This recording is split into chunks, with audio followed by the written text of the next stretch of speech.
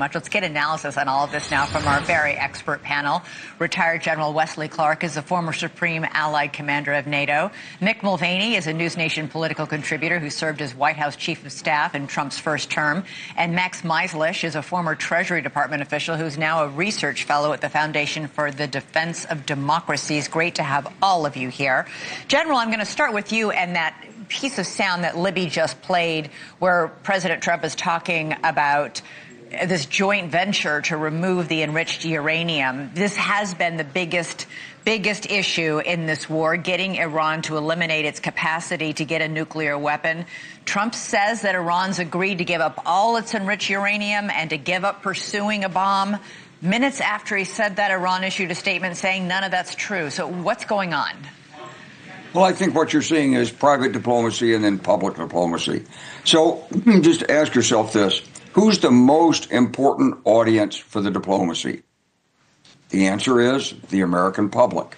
So President Trump is busy selling what he's done to the American public. And we're watching a step-by-step de-escalation here.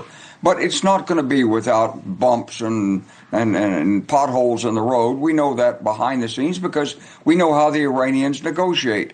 So what President Trump is, he's looking ahead. He's projecting. Maybe it's hopeful, but maybe it's realistic. But behind the scenes, the negotiators got to hammer this out. How do we know that that's where it is? How do we know that's all it is?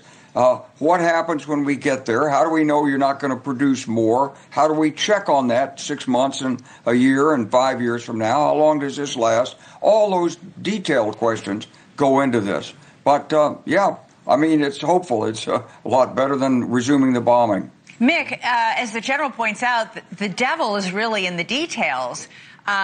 Trump spent the day saying we'll probably meet this weekend to hammer out a deal. That now seems to be probably going to happen on Monday. But this would be a 3-page memo of understanding. The Obama deal, for comparison, that Trump got us out of, was 159 pages long. Whatever they hammer out is very broad.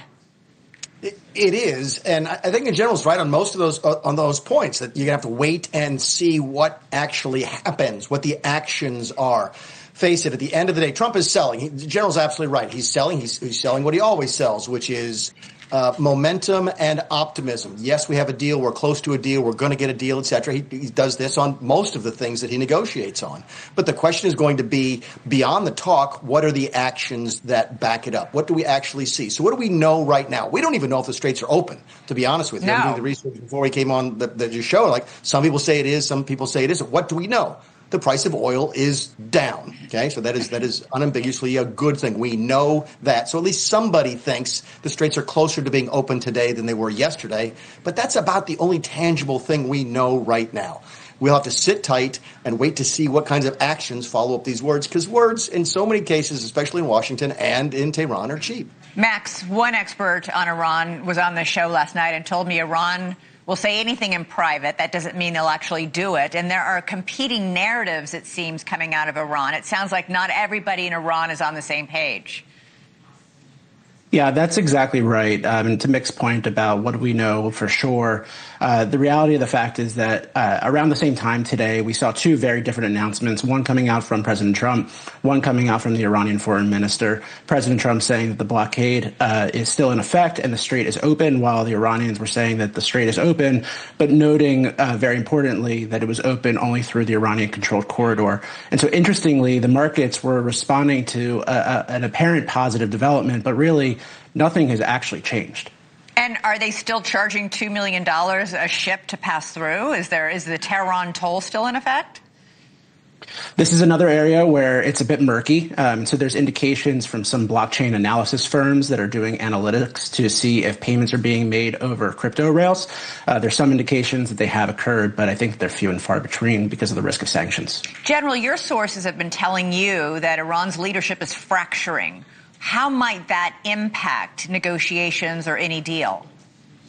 It's going to impact because there'll be one group that wants to go along and get this done, and there'll be another group that continues to throw sand in it and put up details and what about this and what about that. You know, Elizabeth, from their perspective, and I'm not expressing sympathy for them, but they have some concern about how trustworthy we are, just like we have concern about how trustworthy they are. So there are going to be some details in this. And, you know, the most remarkable thing that's not here is there's no recognition by Iran of the legitimacy of the state of Israel.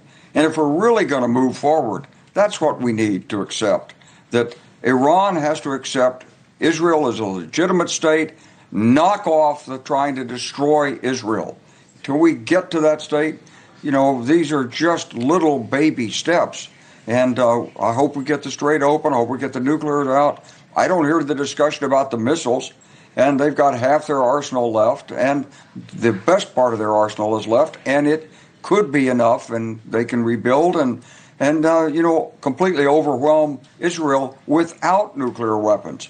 So we're a long way from ending this, but I'd like to see put on the table recognition of the state of Israel. Let's get it on. General, I can't. It is hard to imagine. Mick, you answer this question. President Trump putting that on the table when we are not hearing anything about ballistic missiles or support of terrorist proxies, at least not right now. I mean, this memo of understanding it appears to just include opening the strait and giving up nuclear weapons, perhaps. I don't know. Nobody knows. Nobody knows. I'm not sure the administration. Hold on, General. Let Mick do this, and then I'm going to come back to you. Yeah, well, I'm not. I think that goes to the point of how the Trump administration is defining victory. I think you're right. They haven't put it on the table yet, the recognition of Israel. I think the General makes an excellent point.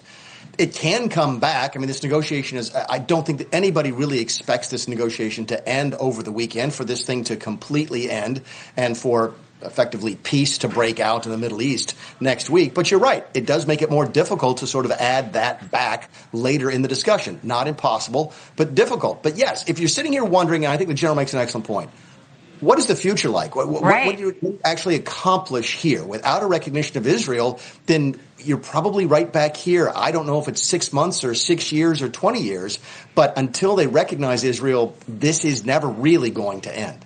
General, finish your point, and then I'm going to go to Max. I was just saying, aim high.